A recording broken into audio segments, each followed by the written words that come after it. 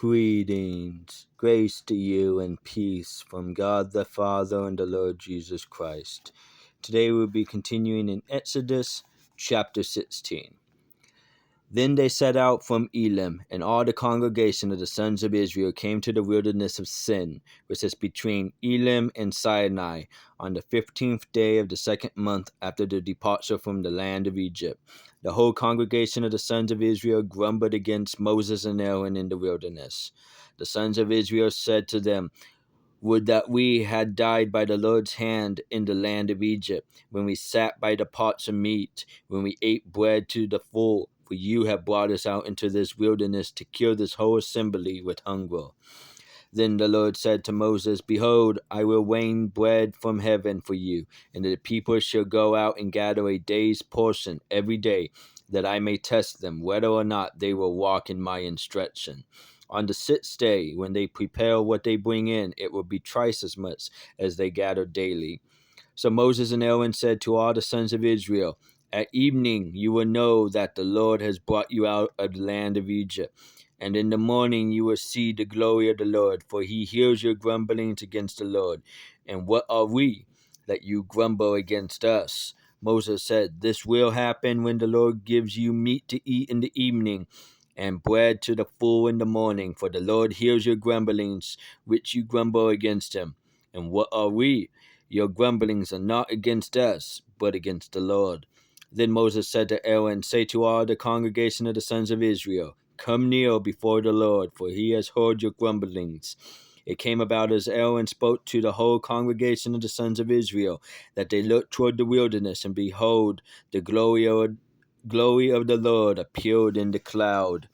And the Lord spoke to Moses, saying, "I have heard the grumblings of the sons of Israel. Speak to them, saying, At twilight you shall eat meat, and in the morning you shall be filled with bread, and you shall know that I am the Lord your God." So it came about at evening that the quails came up and covered the camp, and in the morning there was a layer of dew around the camp. When the layer of dew evaporated, behold, on the surface of the wilderness there was a fine flake-like thing, fine as the frost on the ground. When the sons of Israel saw it, they said to one another, "What is it?" For they did not know what it was. And Moses said to them, "It is the bread which the Lord has given you to eat. This is what the Lord has commanded. Gather of it every man as much as he should eat. You should take an oatmeal apiece, according to the number of persons each of you has in his tent." The sons of Israel did so, and some gathered much, and some little. When they measured it with an oatmeal, he who had gathered much had no excess, and he who had gathered little had no lack. Every man gathered as much as he should eat. Moses said to them, "Let no man leave any of it until morning." But they did not listen to Moses, and some left part of it until morning, and it bred worms and became foul. And Moses was angry with them. They gathered it morning by morning, every man as much as he should eat, but when the sun grew hot, it would melt. Now on the sixth day they gathered twice as much bread, 2 oatmeals for each one.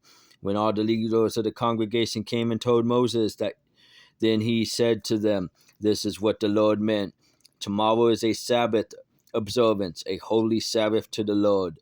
Bake what you will bake, and boil what you will boil, and all that is left over put aside to be kept until morning." So they put it aside until morning, as Moses had ordered, and it did not become foul, nor was there any worm in it. Moses said, "Eat it today, for today is a Sabbath to the Lord. Today you will not find it in the field. 6 days you shall gather it, but on the seventh day, the Sabbath, there will be none." It came about on the seventh day that some of the people went out to gather, but they found none. Then the Lord said to Moses, "How long do you refuse to keep my commandments and my instructions? See, the Lord has given you the Sabbath. Therefore he gives you bread for 2 days. On the sixth day, remain every man in his place. Let no man go out of his place on the seventh day." So the people rested on the seventh day. The house of Israel named it manna, and it was like a coriander seed, white, and its taste was like waffles with honey. Then Moses said, "This is what the Lord has commanded. Let an omer full of it be kept throughout your generations. that they may see the bread that I fed you in the wilderness, when I brought you out of the land of Egypt. Moses said to Aaron, take a jar and put an omer full of manna in it, and place it before the Lord to be kept throughout your generations. As the Lord commanded Moses, so Aaron placed it before the testimony to be kept. The sons of Israel ate the manna 40 years until they came to an inhabited land. They ate the manna until they came to the border of the land of Canaan. Now an omer is a tenth of an epoch